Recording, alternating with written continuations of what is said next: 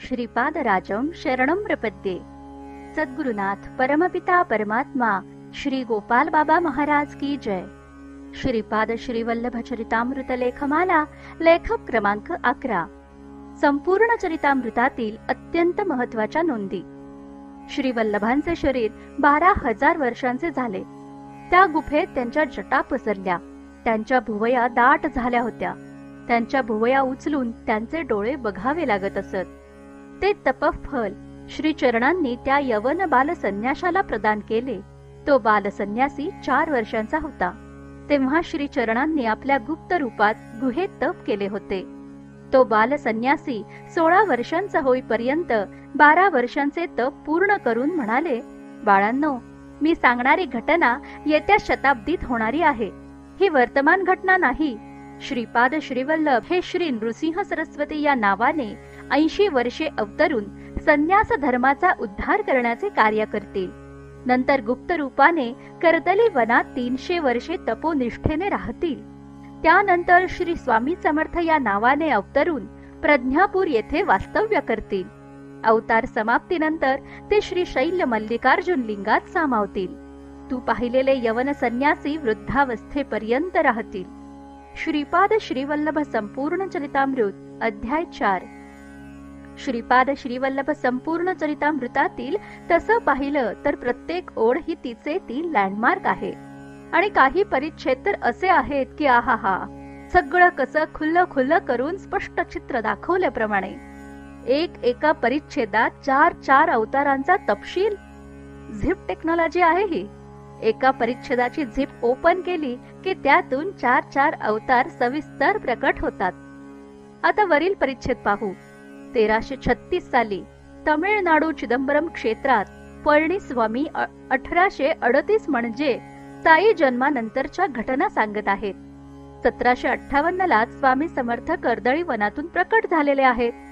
साईबाबा 4 वर्षांचे होते तेव्हा त्यांना त्यांचे पहिले गुरु जे श्रीपादांमध्येच होते ते मेहबूब सुभानी पाथरीमधून औरंगाबादला घेऊन गेले व त्याच वेळी स्वतः श्रीपाद श्रीवल्लभ शिर्डीमध्ये गुरुस्थानी भूगर्भात ध्यानाला बसले। 8 वर्षांनी म्हणजे साईबाबा 12 वर्षांचे असताना मेहबूब सुभानींनी साईबाबांना पुन्हा पाथरीत घरी आणून सोडले आणि त्यावेळी अहमदाबादेतून शाहवलींनी सांगितल्यानुसार गोपालराव माधवराव देशमुख पाथरीत आले व साईबाबांना उमरखेडला स्वतःच्या गढीमध्ये घेऊन गेले। 4 वर्षांनी म्हणजे साईबाबा 16 वर्षांचे झाले तेव्हा गोपालरावांनी देह सोडल्यावर त्यांचे क्रियाकर्म करून गुरु आज्ञेनुसार साईबाबा शिर्डीत आले। त्यावेळी श्रीपाद श्रीवल्लभांचे शिर्डीतील गुरुस्थानी 12 वर्ष तप पूर्ण झाले। हाच उल्लेख वरील परिच्छेदात आहे। ही 12 वर्ष म्हणजे 12,000 वर्षांसारखी होती।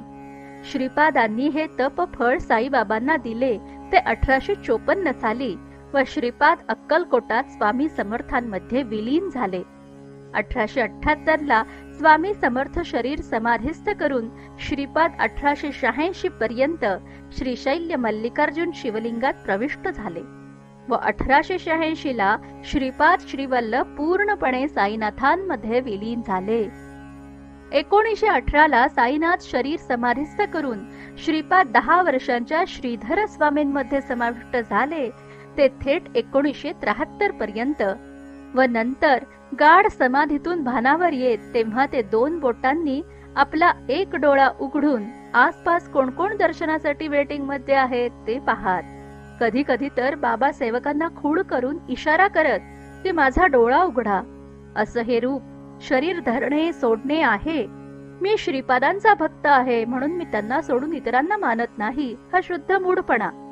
या अट्टाहासाने अडेल तट्टूपणाने श्रीपादांची आवश्यक कृपा काय तर श्रीपाद सामर्थ्याचे आकलन देखील होणार नाही।